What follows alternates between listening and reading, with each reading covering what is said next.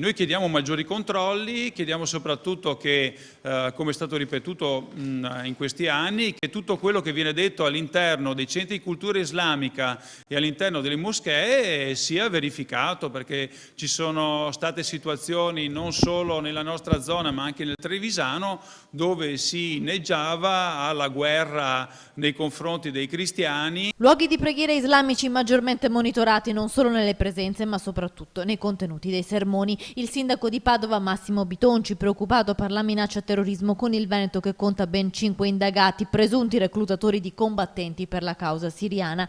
Ieri il primo cittadino aveva chiesto al ministro Alfano di venire a rassicurare i padovani e i veneti. Dopo Lampedusa, venga qui, aveva detto Bitonci. Il timore è quello che nelle carrette del mare che approdano a Lampedusa si possano nascondere estremisti che sbarcano in Italia per reclutare nuovi soldati di Allah.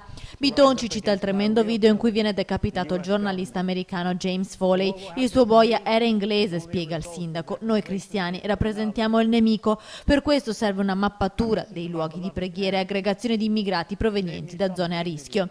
Chi resta nel nostro paese deve rispettare la nostra religione, conclude Bitonci. È un problema estremamente grave perché quando si scopre che possibili infiltrazioni terroristiche sono proprio nel tuo territorio e nella tua città, in un momento così anche delicato, quando c'è una pressione demografica e un'immigrazione incontrollata grazie a una scellerata operazione Mare Nostrum, io penso che qualsiasi sindaco, qualsiasi cittadino si sia molto preoccupato con le notizie di questi giorni. Chi resta nel nostro paese deve rispettare la nostra religione, conclude Bitonci. Se tu vivi qua, vivi in Italia, devi stare alle nostre norme, alle nostre regole, punto e basta.